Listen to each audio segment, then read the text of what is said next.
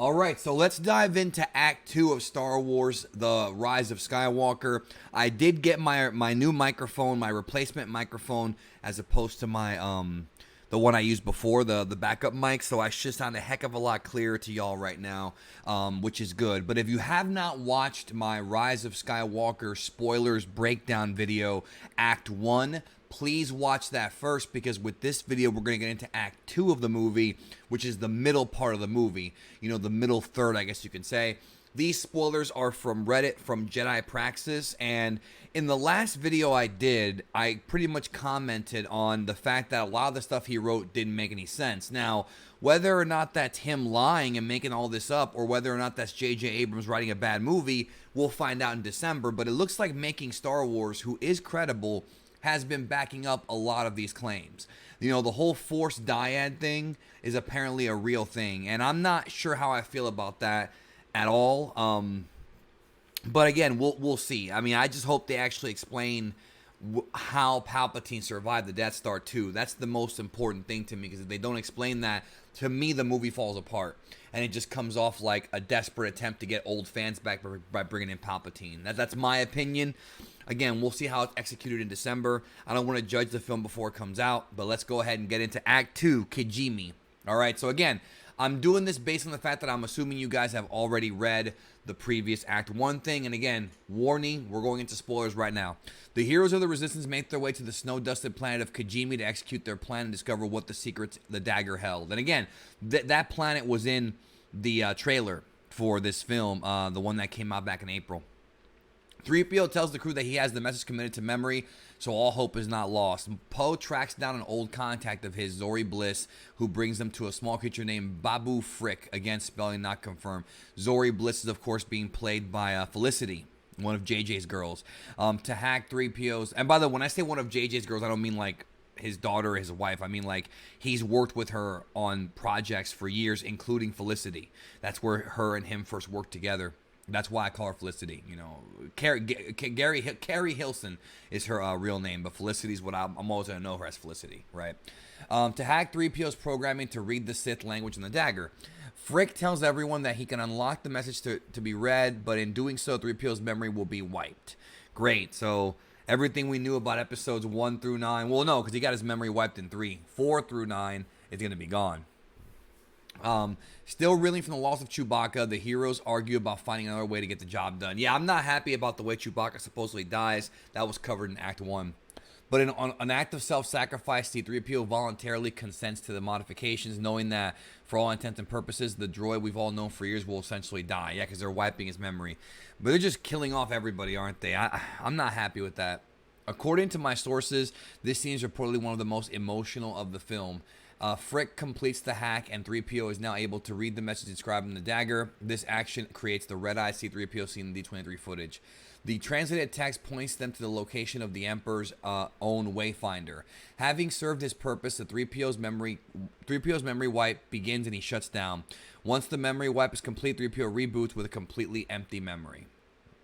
While on Kijimi, Kylo initiates another mind bond with Rey to try and divine her location a second time. Kylo spends much of this time antagonizing Rey. Some of this conversation revolves around her parents and the truth behind the dagger. So he's going to be talking trash to her about her parents. And again, the whole story is that her parents were nobodies according to Last Jedi.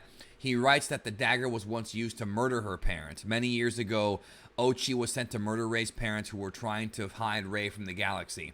Ochi succeeded, leaving her parents as nobodies to be forgotten by that galaxy. Where Ochi failed was with Rey. He could not find her, so he left her behind on Jakku.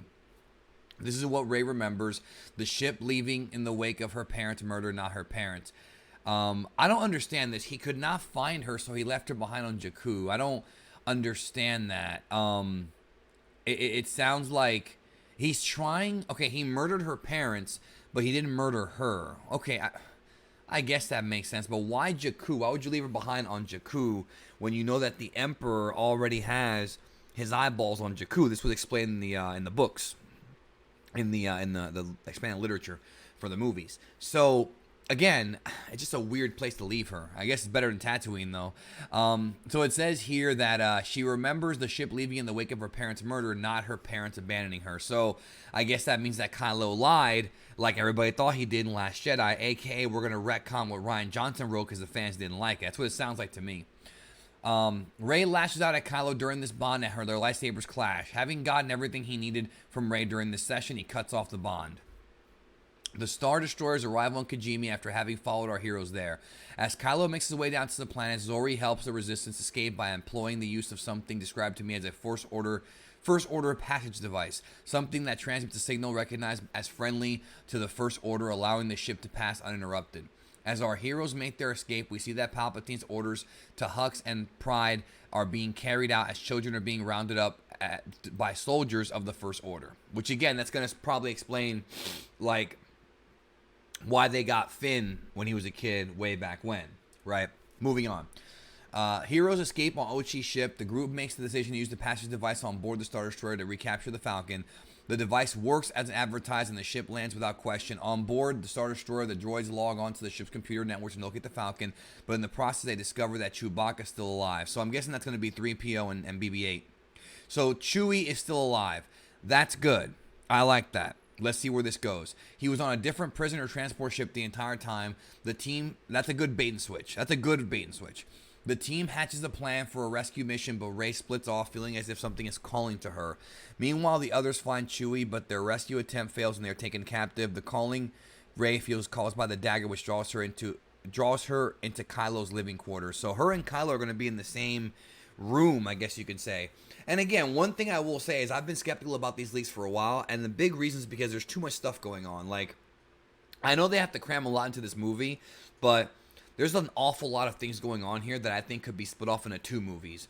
Unless this is going to be a 3-hour movie, this is going to be a very fast film. Like, if you remember, Revenge of the Sith was really fast. It was Lucas had to cram a 3-hour movie into 2 hours. We had to see Anakin kill Dooku, eventually turn, Darth Vader, the Jedi Purge. He had to cram all of that into one movie, and I feel like that's what's happening here. So I feel like these trilogies, except for Return of the Jedi, the third part always seems to play catch-up with the previous 2. That's what it seems like to me, but what do I know?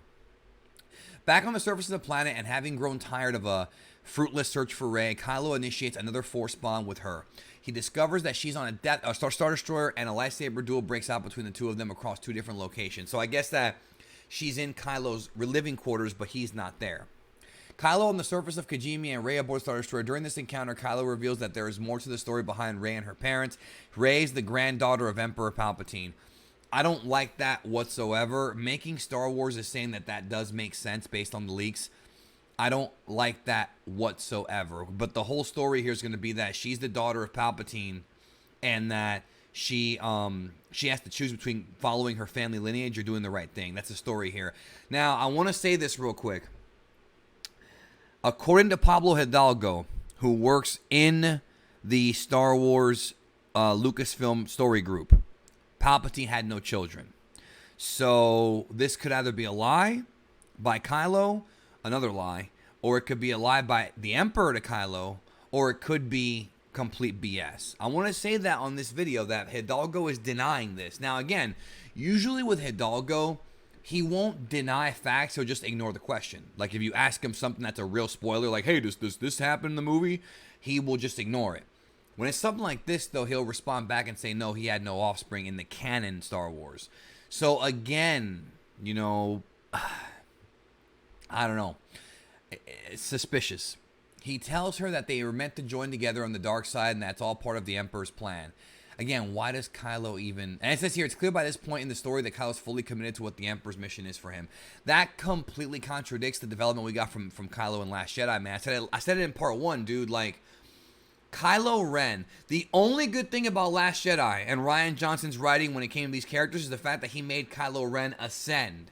Kylo Ren is now extremely, like, the tippy-top guy. He's a supreme leader. Why would he take orders from Palpatine? He's younger than him. He's stronger than him. Why would he want to take orders from this guy? Like, why would he be gullible enough to do it, considering what he heard and about how much he loves his grandfather and all this stuff? It doesn't make any sense to me. You know, I don't like that at all. It's like we're regressing with his character. Once Rey and Kylo's Force Bond duel ends, Kylo makes his way back to the ship, and Rey grabs a dagger and Chewbacca's bandolier and bolts. Again, it just seems like this movie is cramming. Like, this is like the 4th lightsaber fight now. There's like a lot going on here. Once Rey bumps into a fresh-minded 3PO along the way, hands him Chewbacca's effects and dagger, and tells him to make a run for it while he stalls Kylo. Then it appears that all is lost for our heroes that have been captured by the First Order. General Hux arrives, surprisingly not only allows them to escape, but points them in the direction of the Falcon. Hux was the mole within the First Order that Finn and Poe had received information from. That has been leaked by several sources, and I'm pretty sure it's true that Hux's dislike of Kylo made him betray the First Order. With Snoke dead, I mean, that was his boy, and why is he going to listen to Kylo? Rey and the other heroes make a break for the Falcon and escape. After they leave, Kylo kills Hux for treason against the First Order. From this point forward, General Pryde is the sole commander of the First Order military. The Emperor contacts Pryde and demands that he use one of the specialty-equipped Star Destroyers to destroy Kijimi as an act of loyalty, and Pryde complies. Again, we saw the beam hit the planet, so that makes sense as far as what's in the trailer. But again, it's not that hard to compile trailer clips and make it into a movie. Endor. So the information gleaned from 3PO's translation of the dagger's writing leads to the location of the second Wayfinder device, which is not to be aboard the wreckage of the second Death Star on the forest moon of Endor. Along their way to the wreckage, the crew comes in contact with a person named Jaina. It is revealed that she was, again, no details to how they come in contact with her. Again, it just sounds like BS. Like, give us more details about how they're in contact. It's revealed that she was press ganged into the First Order service as a child, but eventually escaped and found her way to Endor, where she's been living for some time. At this time, it's revealed that she is the child that Lando lost to the First Order all those years ago. Jaina provides Rey with transportation to get to the second to the Death Star wreckage. Again, that's cool they're doing that. This feels like it's already Act 3, and yet it's only Act 2. So, man, they're cramming a lot into this thing. But this Jaina character, you know, being Lando's kid, again, too derivative. And not everybody has to be the kid of somebody else, you know, and that's pretty much where we're going here. Rey makes her way to the Death Star wreckage and begins climbing her way through the twisted remains. One of my sources told me this scene feels very reminiscent to the activity we see Rey doing when we are first introduced to her in The Force Awakens. That makes sense. That actually makes a lot of sense. She eventually reaches the Emperor's throne room and discovers a chamber connecting to that room that contains the second Wayfinder. Rey approaches the object and picks it up, which induces visions of a possible future for herself. In this vision, we see a vision of Rey that has been enveloped in the dark side that has been seen in the D23 footage. So that footage of her with the two red lightsabers, that's from this scene right here. My sources have also told me that the voice of Palpatine may be heard during this scene. The vision shocks Rey, and she stumbles back into the throne room where Kylo Ren is waiting for her. Kylo takes possession of the Emperor's Wayfinder, destroys it, and indicates to Rey that the only way to get another Wayfinder is to go through him and take Vader's. But again, they haven't explained what the Wayfinder is supposed to do. Just find the military? Isn't the whole thing that the military, that the Emperor, the secret fleet the Emperor has, going to go attack them anyway? So just wait for them. I don't know. It's weird. I don't see the purpose of the Wayfinder if they already found Palpatine. A lightsaber battle ensues, beginning in the throne room and eventually transitioning to the exterior wreckage among the crashing waves. Again, he's figuring out a way to shoehorn the clips in. It just feels like, again, this is now the 4th or 5th lightsaber duel in the movie. I like lightsaber duels, don't get me wrong, but it's always Kylo Ren and Rey, and that's it. Come on now. There's no other Jedi left, so I guess that could be why, but it just feels... Again, a lot of this stuff feels like Super Shadow, and if you're old school Star Wars fan, you know who Super Shadow is. Let's keep going, though. Off in another part of the galaxy, while Kylo and Rey clash sabers, a bright light in the universe begins to fade. Leia is dying. Before her death, we hear a familiar voice of a hero come to farewell and pass on the last bit of knowledge. That's going to be Luke, of course. So Leia's dying, and Luke is talking to her from beyond the grave. How they're going to shoot this into the movie, I have no idea. We'll see. It's probably going to be CGI or something. I have no idea. As their battle rages on, both Kylo and Rey sense death or their respective mother and mentor. They both react, but Rey recovers from the shock sooner and leverages the moment to take Kylo's weapon from him and stab him through the chest with it. So she pretty much kills this guy, is what it's looking like here. In the aftermath of their concluded duel, Rey declares to Kylo she will never be like him and falls to the dark side. She exercises her newfound healing ability to save Kylo from death. Okay, so that's interesting. Steals his ship along with Vader's Wayfinder device, aborted, and takes off, leaving her enemy behind. So she saved Kylo. After Rey leaves to the forest moon, the remainder of the Resistance crew aboards the Falcon, along with their newfound ally Jaina, having spent the duration of Rey and Kylo's fight repairing the ship, and return to the hidden base on the jungle planet. Broken and defeated, Kylo Ren remains on the wreckage of the second Death Star when he's visited by a vision of his father. Han speaks to his son, telling him that it's never too late to return to the light and make the right choice. This was kind of teased by Making Star Wars months ago, that we're going to see Han appear, whether it be his own memory, whether it be an actual Force ghost, which really doesn't make any sense because Han was not a Force user, or whether it be Luke kind of creating this vision. Remember, Yoda was able to shoot lightning. Ghost Yoda in Last Jedi was able to shoot lightning down into the tree. So when you become a ghost in Star Wars, you have these crazy powers. And of course, the question that I asked was, why doesn't Ghost Yoda just strike down Kylo Ren and kill him already and just end this whole thing? It's dumb. Why doesn't he strike down Emperor Palpatine? If Palpatine was alive the entire time, and you are a Force ghost, and you can sense the fact that he's alive in the unknown regions, unless he's using some kind of Force power to block your sense, which could be possible, should they not take him out now? Or at least tell Luke and Leia, hey, the Emperor's still alive, homie. He's out there. Nobody knew this? This is a mess. What a mess of a trilogy. So, we'll see, though. Again, I'm not judging it too soon. We'll see when the movie comes out.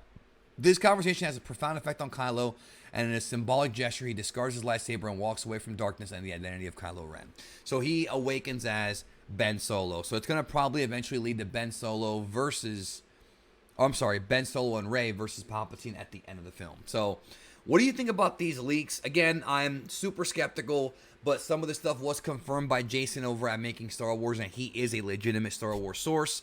That is the true statement on my part. Trust me on this one. So we'll see. It could also be fake leaks that Disney's putting out, because there's been very little footage behind any of this, and how this person has all this information remains unknown. But then again, there are real movie leaks that come out.